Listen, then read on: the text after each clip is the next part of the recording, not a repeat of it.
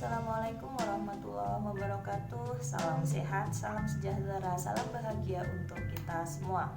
Teman-teman, hari ini kita akan lanjutkan diskusi mengenai komunikasi dan gender, dan kita masuk pada materi tentang perspektif Islam terhadap gender, begitu, atau pandangan ajaran agama Islam terhadap kesetaraan gender antara laki-laki dan perempuan. Namun sebelumnya mari kita awali terlebih dahulu dengan membaca doa mau belajar bersama-sama. A'udzubillahi minasyaitonirrajim. Bismillahirrahmanirrahim. Raditu billahi rabba wa bil islami dina wa bi Muhammadin nabiyya wa rasula. Rabbi zidni ilma warzuqni fahma. Amin. Ya, kita lanjut diskusinya melalui media daring, begitu ya. Kita masih belum menjalankan pembelajaran secara offline. Semoga tetap semangat karena ini bagian dari ibadah untuk kita semakin menambah pengetahuan kita, ilmu pengetahuan kita dalam berbagai aspek. Ya, kita akan lanjut materi hari ini, fokus pada bagaimana pandangan Islam terhadap kesetaraan laki-laki dan perempuan. Dalam pertemuan-pertemuan sebelumnya telah kita diskusikan bersama bagaimana sebenarnya konstruksi sosial budaya itu membangun ketidakadilan antara laki-laki dan perempuan, di mana kemudian menimbulkan salah satu jenis kelamin mengalami dampak yang kurang baik atas ketidakadilan gender sebagai hasil dari konstruksi sosial budaya. Ada 5 bentuk ketidakadilan gender ya, di pertemuan minggu lalu sudah kita bicarakan, yaitu ada marginalisasi, subordinasi, stereotype, double burden, dan violence atau kekerasan. Oke, setelah itu hari ini kita akan fokus pada pandangan agama mengenai kesetaraan gender. Di dalam Al-Quran itu ternyata sudah sangat banyak ayat-ayat yang mengajarkan kesetaraan antara laki-laki dan perempuan. Allah itu tidak membedakan umatnya, kekhalifahan di bumi ini berdasarkan jenis kelamin, tetapi berdasarkan keimanan dan ketakwaan umat manusia kepada Allah Subhanahu wa Ta'ala. Dan Allah itu sudah memerintahkan gitu ya kepada kita gitu untuk kemudian baik laki-laki ataupun perempuan itu untuk melakukan kebaikan, melakukan amal soleh, tidak kemudian hanya melekat pada salah satu jenis kelamin yang umumnya kemudian melekat pada laki-laki. Sebagaimana dalam Quran Al-Hujurat ayat 13 yang artinya, hai manusia, sesungguhnya kami menciptakan kamu dari seorang laki-laki dan seorang perempuan dan menjadikan kamu berbangsa-bangsa dan bersuku-suku supaya kamu saling mengenal. Sesungguhnya orang yang paling mulia di antara kamu di sisi Allah adalah orang yang paling bertakwa di antara kamu. Ayat ini, Al-Hujurat ayat 13 ini gitu ya teman-teman, sangat jelas bagaimana memberikan gambaran tentang persamaan antara perempuan dan laki-laki, baik dalam hal ibadah gitu ya, spiritual kita kepada Allah Subhanahu wa Ta'ala, maupun dalam kegiatan atau aktivitas sosial sehari-hari kita begitu. Dengan ayat ini kita melihat bahwa begitu ya, pandangan yang menyatakan antara laki-laki dan perempuan itu kemudian berbeda sehingga memarginalkan salah satu jenis kelamin ini dapat diminimalkan atau dapat digeser begitu. Siapa yang rajin ibadah, siapa yang rajin beramal soleh, maka begitu ya menurut ayat ini, maka dialah yang kemudian lebih gitu ya mendapatkan pahala gitu, mendapatkan kemuliaan di sisi Allah Subhanahu wa Ta'ala. Artinya Allah memberikan kemuliaan bukan karena dia laki-laki atau karena dia perempuan gitu. Ini ajaran yang ada di Al-Hujurat ayat 13. Kemudian tadi ada kata-kata bersuku-suku, berbangsa-bangsa. juga sudah mengajarkan kepada kita tentang beragama gitu. Tidak kemudian kita hanya pada satu kelompok yang kemudian memuliakan salah satu jenis kelamin, tapi melintas batas gitu antara warna kulit, suku, agama, budaya gitu itu menjadikan kekuatan bagi umat manusia untuk melakukan kebaikan atau beramal soleh gitu. Nah, bagaimana kemudian prinsip-prinsip kesetaraan gender kita tinjau lebih dalam di dalam Al-Quran. Berikut saya coba mengutip pendapat Bapak Nasaruddin Umar gitu. Siapa beliau? Ya, jika memang teman-teman belum mengenal beliau, silahkan untuk mencari profil beliau. Siapa sebenarnya Nasaruddin Umar gitu ya. Oke, saya akan sampaikan bahwa ada 5 prinsip yang beliau kenalkan untuk kita mengetahui atau mengukur kesetaraan gender yang ada di masyarakat. Ada 5 hal atau 5 variabel. Yang pertama, menurut Bapak Nasaruddin Umar, perempuan dan laki-laki itu sama-sama sebagai hamba. Hambanya siapa ya? Hambanya Allah Subhanahu wa Ta'ala. Manusia kita ini gitu ya, umat Allah itu adalah hamba Allah, hamba yang punya jenis kelamin yaitu laki-laki dan perempuan. Allah telah berfirman di dalam Al-Quran surat Az-Zariyat ayat 56 yang artinya, dan aku tidak menciptakan jin dan manusia melainkan supaya mereka mengabdi kepadaku. Dari ayat ini gitu ya, bahwa Allah sudah menjelaskan penciptaan jin dan manusia itu untuk beribadah, untuk mengabdi, untuk tunduk patuh pada perintah Allah dan menjauhi larangannya. Kata manusia di dalam ayat ini menjelaskan bukan hanya sebatas salah satu jenis kelamin saja, tetapi di situ ada makna laki-laki dan perempuan. Sehingga apa? Bahwa yang punya kewajiban beribadah itu bukan hanya perempuan saja, bukan hanya laki-laki saja, tetapi kedua jenis kelamin itu mempunyai kewajiban untuk mengabdi kepada Allah. Yang menjadi pembeda di hadapan Allah nanti adalah bagaimana tingkat ketakwaan seorang hamba kepada Allah Subhanahu wa Ta'ala. Jadi Allah tidak melihat jenis kelamin, tidak melihat juga suku bangsanya apa, warna kulitnya apa, begitu, tetapi yang dilihat adalah bagaimana tingkat ketakwaan Allah, bagaimana tingkat ketakwaan manusia atau hamba-hambanya kepada perintah Allah, dan juga bagaimana mereka menjauhi larangan-larangan Allah Subhanahu wa Ta'ala. Kemudian yang kedua, bahwa perempuan dan laki-laki itu merupakan khalifah di muka bumi. Khalifah artinya bahwa begitu ya, semua umat atau hamba yang tadi disebutkan di Quran surat Az-Zariyat itu mempunyai tugas kekhalifahan di muka bumi sesuai dengan profesinya, sesuai dengan kapasitasnya, sesuai dengan kemampuannya masing-masing gitu. Jadi tidak melihat bahwa yang punya tugas kekhalifahan itu hanya perempuan saja atau hanya laki-laki saja. Dua jenis kelamin ini mempunyai tugas kekhalifahan di muka bumi.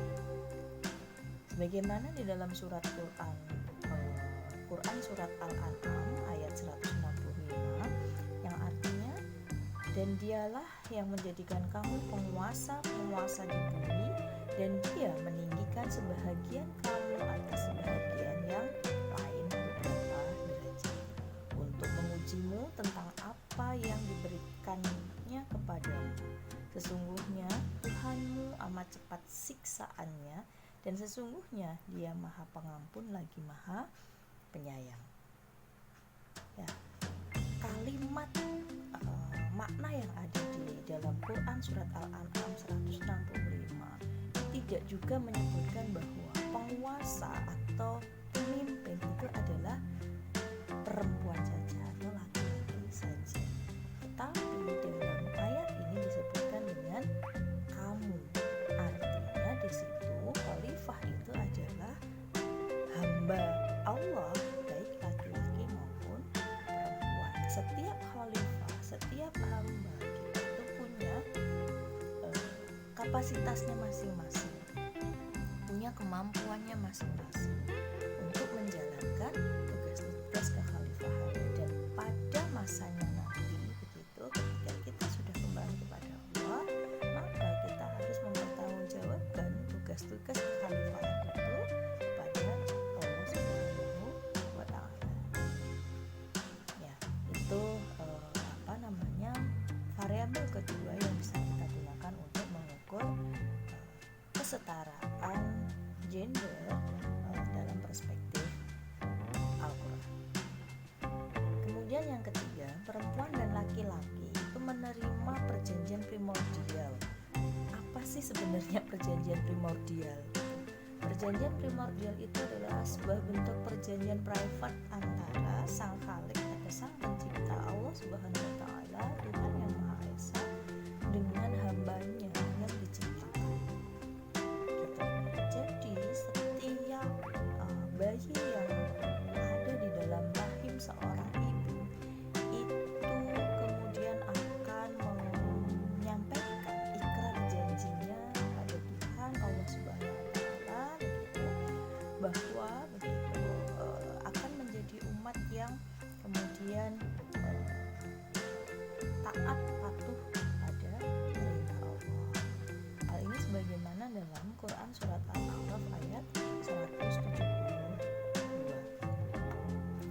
Dan ingatlah ketika Tuhanmu mengeluarkan keturunan anak-anak Adam dari sulbi mereka, dan Allah mengambil kesaksian terhadap jiwa mereka seraya berfirman, bukankah aku ini Tuhanmu? Mereka menjawab, betul, engkau Tuhan kami menjadi saksi.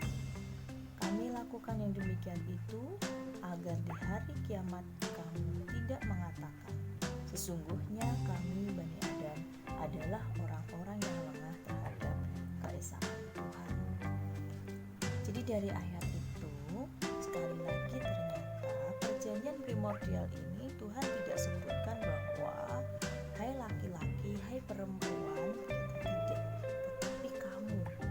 Makna kamu di situ menunjuk adalah hamba Allah, di mana hamba Allah itu ya diciptakan dari seorang menjadi seorang laki-laki maupun seorang perempuan. Dan setiap bayi lahir itu sebelumnya sudah membangun perjanjian primordial dengan Allah Subhanahu wa Ta'ala. Gitu. Jadi di poin yang ketiga ini bahwa perjanjian primordial itu terjadi antara Tuhan Allah Subhanahu wa Ta'ala dengan semua bayi yang akan lahir dari rahim seorang ibu. Gitu. Variabel yang keempat yaitu bahwa Adam dan Hawa terlibat secara aktif dalam drama kosmis. Drama kosmis itu apa gitu ya? Drama kosmis merupakan cerita tentang keadaan Nabi Adam dan pasangannya yaitu Siti Hawa yang ada di surga yang penuh dengan kemewahan, penuh dengan fasilitas dan juga kenyamanan, harus keluar turun ke bumi karena begitu adanya aktivitas yang menjadi larangan Allah kemudian dijalankan atau dilakukan oleh Adam maupun Hawa saat sedang menikmati indahnya surga yang diberikan Allah kepada beliau berdua. Nah, di dalam drama kosmis itu sebenarnya kedua belah pihak baik Nabi Adam maupun Siti Hawa itu keduanya terlibat secara aktif begitu ya, bukan hanya karena Siti Hawa yang membujuk Nabi Adam untuk kemudian mendekati pohon pohon dan memakan buah yang sebenarnya dilarang Allah. Hanya saja sering kita dengar begitu ya, bahwa turunnya Nabi Adam dan Siti Hawa ke bumi itu karena bujuk rayu Siti Hawa kepada Adam untuk memakan buah yang dilarang Allah pada saat sedang berada di surga. Gitu. Hal ini sebagaimana yang ada di dalam Quran surat Al-Baqarah ayat 35. Bagaimana kenyamanan surga yang diberikan Allah kepada Nabi Adam dan Siti Hawa, dan apa yang menjadi larangan Allah pada saat Nabi Adam dan Siti Hawa berada di surga.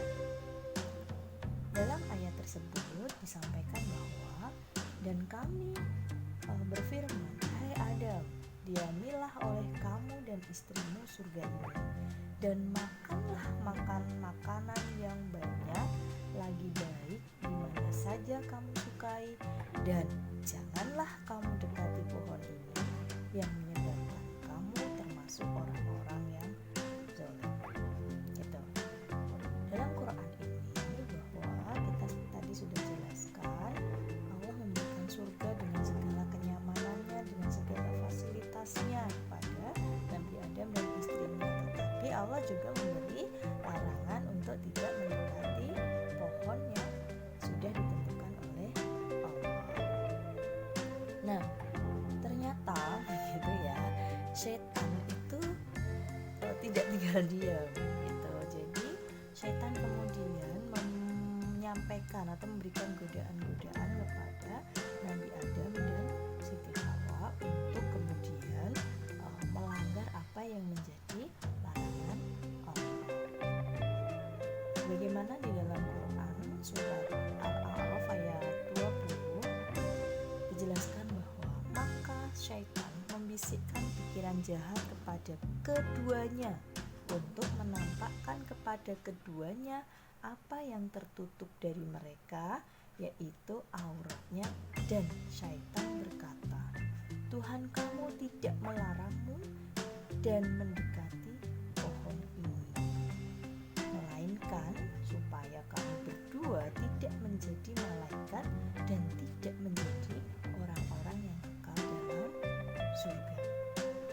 Ini di dalam Quran surat Al-A'raf ayat 20. Dilanjutkan lagi di dalam Al-A'raf ayat 22. Maka syaitan membujuk keduanya untuk memakan buah itu dengan tipu daya. Tatkala keduanya telah merasai buah kayu itu, nampaklah bagi keduanya aurat-auratnya, dan mulailah keduanya menutupinya dengan daun-daun surga.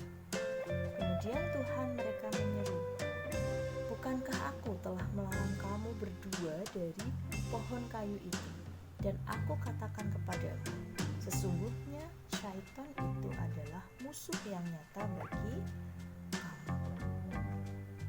Al-A'raf ayat 20 dan juga 22 itu semua menyampaikan bahwa syaitan itu membujuk keduanya, membujuk Nabi Adam dan Hawa. Tidak kemudian dua ayat ini menyampaikan bahwa gitu ya, Hawa yang membujuk Adam, atau sebaliknya Adam yang membujuk Hawa untuk mendekati buah pohon gitu ya, pohon yang buahnya dilarang untuk dimakan oleh beliau berdua.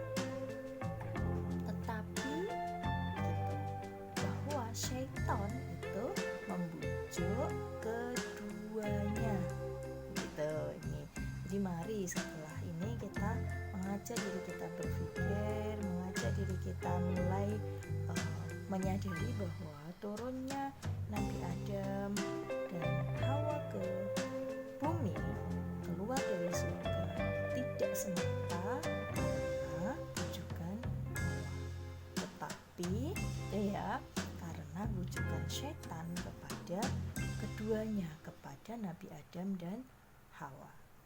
Oke, dilanjutkan pada ayat 23 masih di dalam Quran surat Al-A'raf. Di sana menyebutkan bahwa keduanya berkata, "Ya Tuhan kami telah menganiaya diri kami sendiri. Dan jika Engkau tidak mengampuni kami dan memberi rahmat kepada kami, niscaya pastilah kami termasuk orang-orang yang merugi." Ayat 23 ini pun menyampaikan bahwa keduanya, kemudian ada kata kami gitu. Artinya apa? Bahwa Nabi Adam dan Hawa itu dua-duanya memohon ampun kepada Allah Subhanahu wa taala. Dua-duanya menyadari bahwa ini adalah kesalahan beliau berdua, bukan kesalahan salah satu. Sehingga apa? Tidak kemudian Nabi Adam menyalahkan, "Kamu sih, karena kamu Hawa sehingga aku harus keluar dari surga." Atau sebaliknya, Hawa kemudian menyalahkan Nabi Adam, begitu. Tidak seperti itu, karena kemudian Nabi Adam dan Hawa menyadari sepenuhnya bahwa gitu ya, apa yang sudah dilakukan itu adalah hal-hal yang mereka lakukan secara bersama-sama, bukan karena gitu ya bujuk rayu dari salah satu pihak. Dan variabel yang keenam yaitu variabel yang kelima untuk menganalisa kesetaraan gender di dalam Al-Quran adalah bahwa perempuan dan laki-laki itu sama-sama mempunyai peluang berpotensi untuk meraih prestasi, baik di bidang pendidikan, pekerjaan, kegiatan sosial budaya masyarakat, di pemerintahan, politik, bahwa itu laki-laki dan perempuan mempunyai potensi dan peluang untuk menunjukkan kapasitasnya, menunjukkan kemampuannya, menunjukkan kelebihannya untuk kemudian bisa meraih prestasi-prestasi sesuai dengan profesinya, sesuai dengan bidang keahliannya masing-masing, tanpa pembedaan dia itu laki-laki ataupun perempuan. Hal ini sebagaimana di dalam Quran surat Ali Imran ayat 195 yang menjelaskan bahwa maka Tuhan mereka memperkenankan permohonannya dengan berfirman, "Sesungguhnya aku tidak menyia-nyiakan amal orang-orang yang beramal di antara kamu, baik laki-laki atau perempuan, karena sebagian kamu adalah turunan dari sebagian yang lain." Maka orang-orang yang berhijrah, yang diusir dari kampung halamannya, yang disakiti pada jalanku, yang berperang dan yang dibunuh, pastilah akan kuhapuskan kesalahan-kesalahan mereka, dan pastilah aku masukkan mereka ke dalam surga yang mengalir sungai-sungai di bawahnya sebagai pahala di sisi Allah, dan Allah pada sisinya pahala yang baik. Ayat ini mengisyaratkan konsep kesetaraan antara laki-laki dan perempuan yang ideal, yang memberikan penjelasan bahwa gitu ya, baik laki-laki maupun perempuan itu punya peluang, punya kesempatan untuk berprestasi, untuk meraih prestasi. Laki-laki dan perempuan punya potensi untuk berprestasi, boleh mengenyam pendidikan tinggi, boleh untuk bekerja di luar rumah, boleh untuk berpolitik tanpa ada pembatasan sebagai laki-laki ataupun sebagai perempuan gitu. Sehingga apa gitu, sehingga baik laki-laki maupun baik perempuan itu, kalau kita menilik Quran surat Ali Imran ayat 195, ini mempunyai peluang, mempunyai kesempatan begitu ya, untuk melakukan kegiatan amal soleh gitu di berbagai bidang kehidupannya gitu ya, dan Allah itu akan memberikan balasan berupa surga yang sangat nyaman. Itu bukan karena jenis kelaminnya, tetapi karena berbagai amal dan juga ampunan Allah yang diberikan kepada setiap umat yang dikehendakinya, baik laki-laki maupun perempuan. Sehingga ayat ini bisa kita kemudian kalau kita kaitkan gitu ya dengan pembahasan sebelumnya tentang bagaimana misalnya ada semacam nilai yang ditanamkan dari budaya bahwa swarga menut neraka kabeh. Perempuan itu surganya itu hanya ikut laki-laki atau suaminya, dan ketika suaminya masuk neraka maka perempuan juga akan masuk neraka. Tentu ini terbantahkan dengan ayat di dalam Quran surat Ali Imran ini. Kenapa? Karena Allah sudah menjelaskan bahwa gitu ya, jika perempuan dan laki-laki itu beramal maka gitu ya akan memperoleh balasan berupa surga yang di bawahnya mengalir sungai gitu ya, sangat nyaman. Di situ Allah tidak menjelaskan bahwa gitu ya laki-laki yang akan masuk surga, perempuan yang masuk neraka atau sebaliknya gitu. Nah jadi teman-teman gitu, mari gitu, kita mulai mendorong diri kita sendiri bahwa di dalam ajaran agama itu sudah diajarkan tentang kesetaraan laki-laki dan perempuan. Maka ketika kita melihat kondisi yang masih kemudian menimbulkan ketidakadilan pada salah satu jenis kelamin, merugikan salah satu jenis kelamin atau berdampak kurang baik bagi salah satu jenis kelamin, maka menjadi salah satu tugas yang melekat pada setiap individu untuk kemudian membangun kesadaran bersama betapa Al-Quran itu sudah mengajarkan kita tentang kesetaraan laki-laki dan perempuan di dalam berbagai bidang kehidupan sosial, politik, budaya, pendidikan, pekerjaan, begitu, tanpa membedakan jenis kelamin.